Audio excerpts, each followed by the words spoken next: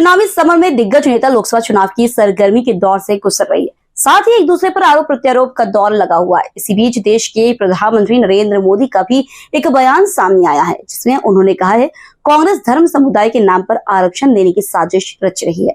जिस पर कांग्रेस के प्रदेश प्रवक्ता रवि वर्मा ने पलटवार करते हुए कहा कि देश के प्रधानमंत्री समुदाय और वर्ग विशेष के लिए टिप्पणी करते हैं और हमारी पार्टी जनता के साथ हमेशा खड़ी रहती है। कांग्रेस की क्या तैयारियां हैं?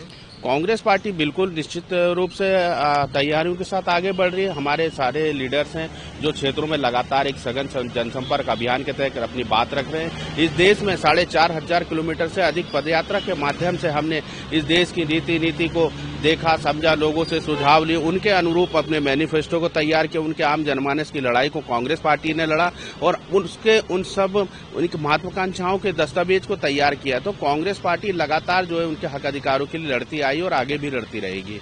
नहीं, देखिए, ये हर एक दल और अपनी पार्टी के अपने प्रोग्राम होते हैं। उन्होंने पहले कर लिया या हमने बाद में किया, ये विषय नहीं होता है। विषय ये होता है कि कांग्रेस पार्टी या जो अन्य दल हैं वो किस दिलचस्पी के साथ इसको ले रहे हैं। तो राहुल जी लगातार आ रहे हैं, मध्य प्रदेश के दौरे कर रहे हैं, कांग्रेस पार्टी के आला नेता भी दौरे कर रहे हैं। देखिए, ये जो बयान है बड़ी ही निंदनीय, घोर आपत्तिजनक है कि देश का प्रधानमंत्री अगर इस तरह की बातें कर रहा है, अपने 10 साल का हिसाब देने की बजाय जनता में, वो इस तरह की बातें करके केवल समाज में एक सौहार्द बिगाड़ना चाहते हैं। उस पार्टी के पक्ष में ये बातें कह रहे हैं जिस पार्टी ने अपने मंगलसूत्र तक को निछावर कर दिया, जिस पार्टी के नेताओं ने अपनी शहादतें दी हैं, और इस तरह की वो तोहमतें लगा रहे हैं। तो बड़ी आश्चर्य की बात है। इस देश की जनता जानती है कि कौन देश के साथ है और कौन देश के विरोध में है, और जनता इस लोकसभा चुनाव में सबक भी सिखा देगी ऐसे लोगों को।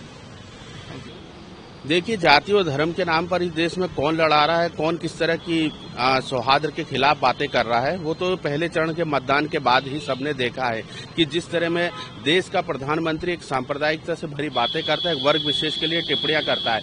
आज कांग्रेस पार्टी वो पार्टी है जो सर्वधर्म समभाव के साथ चलती है देश में, जिसने सभी के हितों के लिए प्रावधान किए, सभी के हकों के लिए लड़ाई लड़ी और अपनी सरकार में उन्नति और उनके विकास के लिए योजनाएं चलाई। लेकिन आज पक्षपात रवैया कौन अपना रहा है? किसके राज्य में सबसे अधिक मॉब लिंचिंग की घटनाएं हो रही, किसकी राज्य में जो है मेरे आदिवासी भाइयों को मारा जा रहा है, कुचला जा रहा है, उनके जल जमीन छीने जा रहे हैं। तो धर्म की आड़ में बेमनस्ता का माहौल पैदा करने वाले अगर इस तरह की बातें करेंगे तो ये शोभा नहीं देता है। इसके बाद भी लेकिन कांग्रेस के जो कई बड़े नेता हैं वो लगातार भाजपा में जुड़े जा रहे हैं।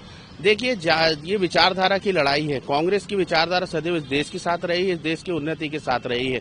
जो कमजोर विचारधारा के लोग होंगे वो चले जाएंगे। आज से कुछ माह पूर्व आपने देखा होगा कि कांग्रेस पार्टी में लगातार एक लाइन लगी हुई थी। भारतीय जनता पार्टी के तमाम विधायक, मंत्री और उनके कार्यकर्ता छोड़ कर आ रहे थे। तो जो एक विचारधारा की लड़ाई है, जो मजबूत विचारधारा के साथ होगा वो कांग्रेस पार्टी के साथ होगा, जो कमजोर होगा वो अपना रास्ता स्वयं चुन लेगा।